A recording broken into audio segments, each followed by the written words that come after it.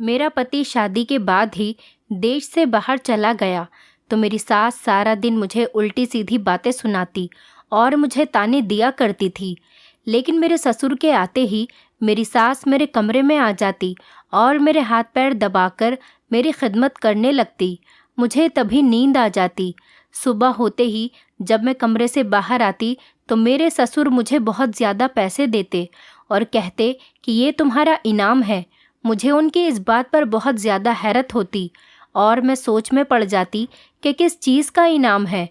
मुझे अपनी सास पर शक हुआ तो एक दिन मैं उनके कमरे में आने से पहले ही आंखें बंद करके सोने का नाटक करने लगी। उसके बाद जो हुआ वो देखकर तो मेरे पैरों तले से ज़मीन निकल गई। मेरा नाम रूपल है। मैं एक गरीब घर से हूँ।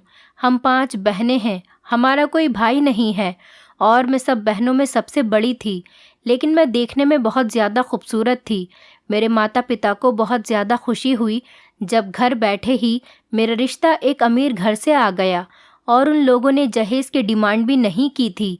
बस उन्हें शादी जल्दी करनी थी। मेरे माता पिता के पास भी कुछ नहीं था, इसीलिए उन्होंने मेरी सादगी से शादी कर दी। मेरी सास बहुत खुशी खुशी मुझे अपने घर लेकर आई। शादी की रात जब मेरे पति मेरे कमरे में आए तो वो बहुत ज़्यादा चुप थे। उन्होंने मुझसे कोई बात भी नहीं की थी और ना ही मेरी तरफ ठीक से देखा था। बस इतना कहने लगे कि मैं एक प्रैक्टिकल किस्म का इंसान हूँ, मुझे रोमांस नहीं पसंद।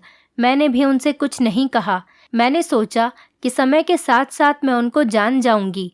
मेरी सास और ससुर का बर्ताव मेरे साथ बहुत अच्छा था। लेकिन शादी के कुछ दिनों बाद ही मेरे पति विदेश चले गए। उनके जाने के बाद मुझे पता चला कि मेरी सास एक बहुत ख़तरनाक औरत है। अब वो सारा दिन मुझसे घर का काम करवाती रहती थी। मैं सारा दिन घर के कामों में लगी रहती और मेरी सास मेरे हर काम में ऐब निकालती। उनका ये बर्ताव मेरे साथ जब शुरू हुआ था जब मेरा पति काम के लिए विदेश चला गया था। मेरे पति के सामने मेरी सास मेरे साथ बहुत अच्छे से रहती थी। मेरी शादी को अभी कुछ ही महीने हुए थे और इन दिनों में मैं समझ गई थी कि मेरे ससुराल वाले बहुत संगदिल और दकियानूसी किस्म के इंसान हैं। मेरी सास ने मेरे पति के जाने के बाद किसी बहाने से नौकरानी को घर से निकाल दिया और कहने लगी कि वो सफाई से काम नहीं करती है। नौकरानी के जाते ही घर की सारी जिम्मेदारी मेरे ऊपर डाल दी। मैं जब भी घर की सफाई लगाती तो मेरी सास मुझसे कहती कि तुमने ठीक से सफाई नहीं लगाई, दोबारा सफाई लगाओ। वो दिन भर मुझे काम में लगाए रखती। लेकिन रात को जब मेरे ससुर के आने का समय होता तो वो मुझसे कहती, अपने कमरे में जाओ और हाथ मुंह धोकर तैयार हो जाओ। मैं अपने कमरे में चली जाती और तैयार हो जाती और नया जोड़ा पहन लेती। मेरे ससुर के घर आते ही मेरी सास का बर्ताव मेरे साथ बिल्कुल बदल जाता था। वो मुझसे कहती कि मैं तुम्हारे लिए खाना लेकर आती हूँ। जब मैं उनसे कहती कि आप रहने दें, मैं खुद ले लूँगी, तो वो मुझसे कहती कि तुम मेरी बहू नहीं बेटी हो, मैं तुम्हारे लिए खाना लेकर आती हूँ। मैं उनका ये रवैया समझ नहीं पा रही थी। मेरी सास के 2 रूप थे, एक मेरे ससुर के सामने और एक उनके जाने के बाद। दिन में तो वो एक जालिम सास की तरह रहती थीं और शाम को जब मेरे ससुर काम से घर वापस आते तो वो मेरे आगे पीछे घूमने लगती थीं, मुझे चाय बनाकर देती। मैं नहीं जानती कि इस बात के पीछे क्या राज था, लेकिन जब ये राज मेरे सामने खुला तो मेरे पैरों तले से ज़मीन निकल गई। वो मेरे ससुर के आते ही मुझ पर मेहरबान हो जाती। एक दिन तो उन्होंने ऐसा काम किया कि मैं दंग रह गई।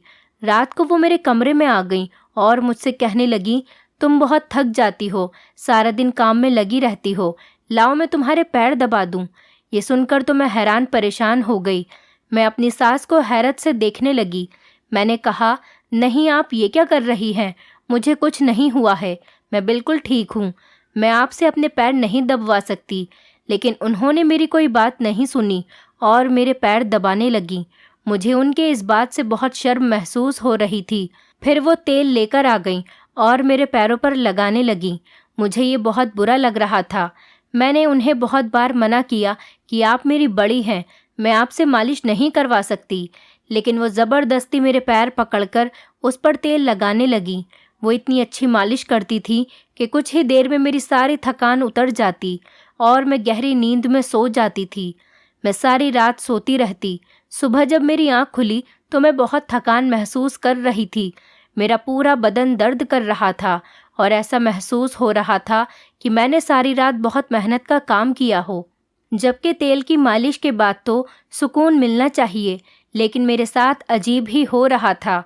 जब मैं कमरे से बाहर आई तो मेरे ससुर मुझे देखकर मुस्कुराने लगे। मुझे उनको देखकर बहुत हैरत हुई।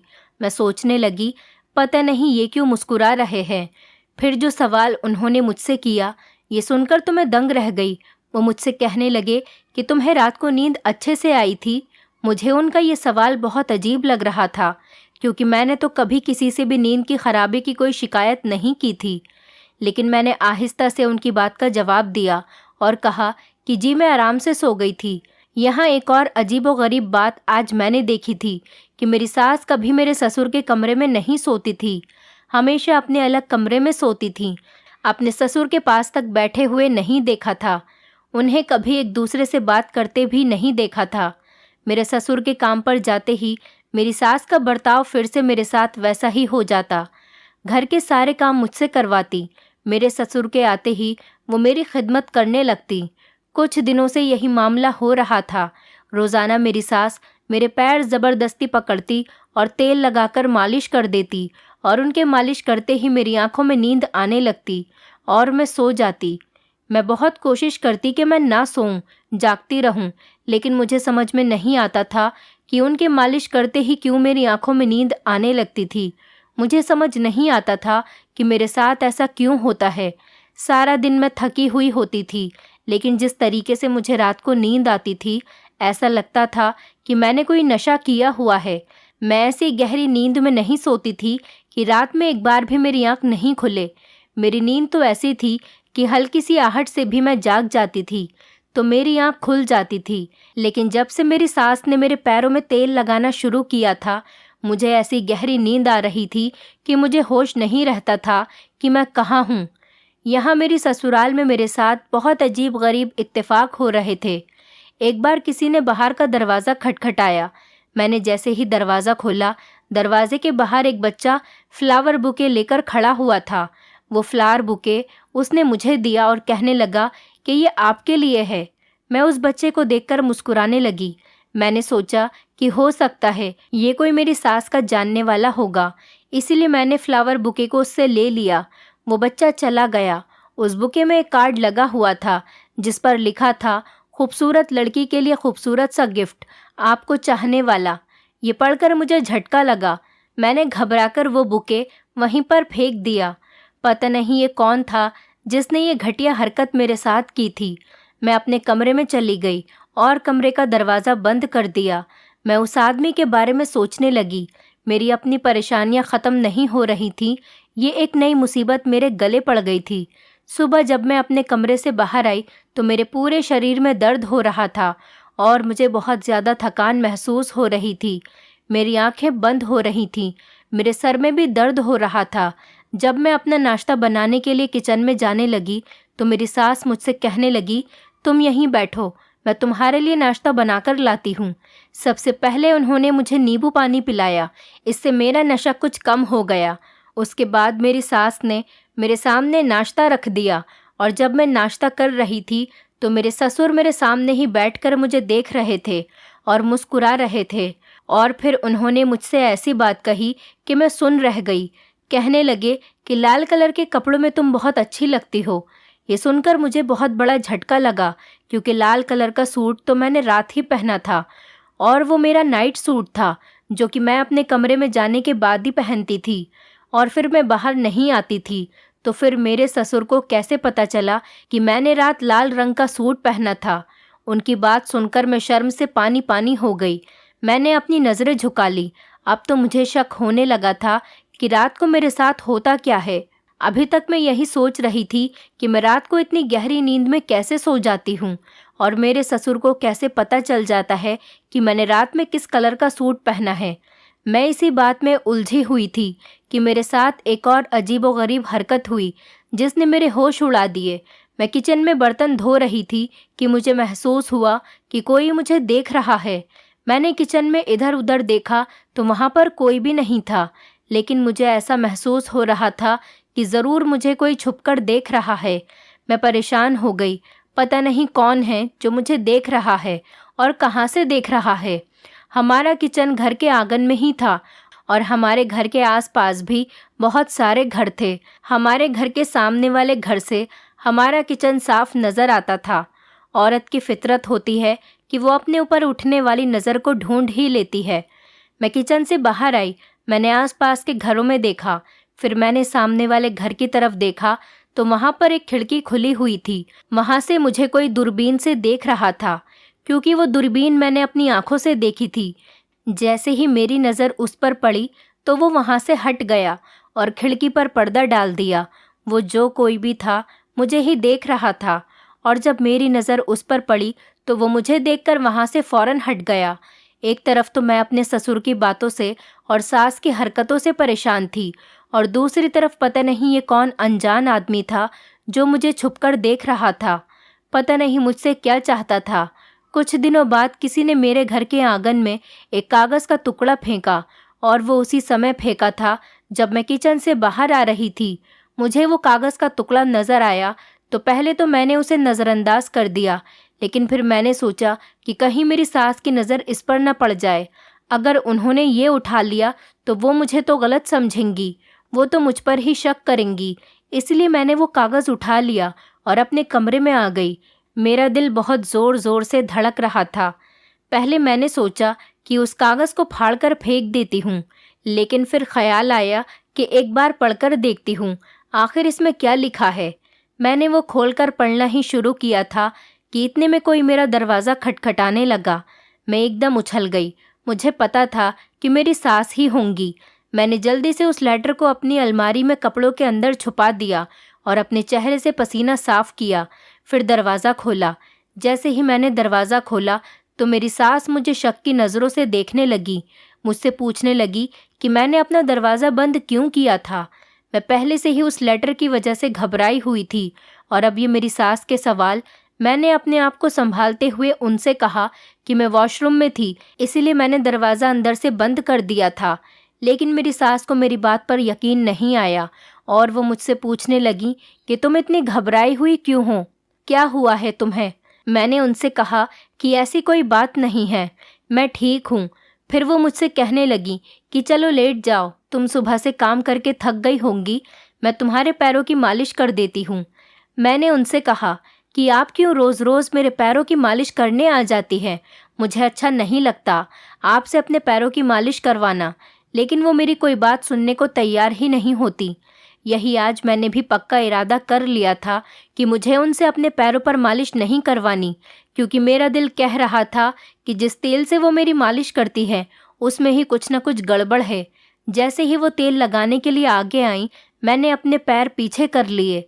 मुझे अंदाज़ा नहीं था कि वो मेरी इस हरकत पर मुझसे इतना गुस्सा करेंगी। वो कहने लगी कि अगर तुमने मेरी कोई बात टाली तो तुम देखना मैं तुम्हारे साथ क्या करती हूँ। अभी तक मैं तुमसे प्यार से कह रही थी, अगर तुमने मेरी बात नहीं मानी तो मैं तुम पर हाथ भी उठा सकती हूँ। मुझे उनकी बात सुनकर डर लगने लगा। मैंने अपने पैरों को आगे कर दिया और वो मेरे पैरों की मालिश करने लगी। हर बार की तरह उनके मालिश करते ही मुझे गहरी नींद आ गई। मैं अपनी ज़िंदगी से बहुत परेशान हो गई थी।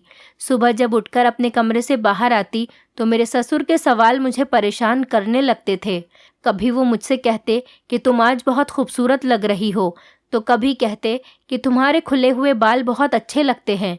मुझे उनकी ये बातें बहुत ज़्यादा परेशान कर रही थीं, लेकिन मैं किसी से कुछ कह नहीं सकती थी। कभी कभी तो मैं अपने कमरे में जाकर रोने लगती। जब से मेरा पति विदेश गया था उसने एक बार भी मेरी खबर नहीं ली थी। मेरे पास मोबाइल भी नहीं था जो मैं उससे कांटेक्ट कर लेती।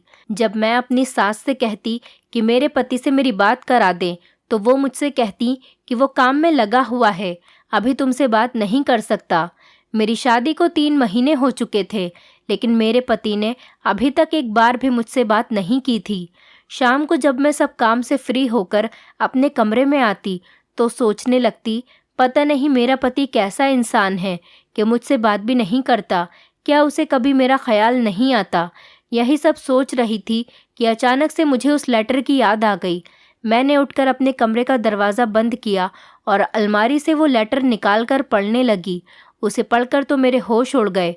उसमें लिखा था कि वो मेरे बारे में सब कुछ जानता है और वो मुझे कुछ बताना चाहता है, और उसमें ये भी लिखा था कि वो मुझे पसंद करता है। मैं बहुत बड़ी मुसीबत में फंस चुकी हूँ। वो कह रहा था कि वो मुझे हर समय अपनी खिड़की से देखता रहता है और उसे मेरी हालत पर बहुत तरस आता है। उसकी बातें पढ़कर तो मैं सोच में पड़ गई कि वो मेरी हालत के बारे में कैसे जानता था।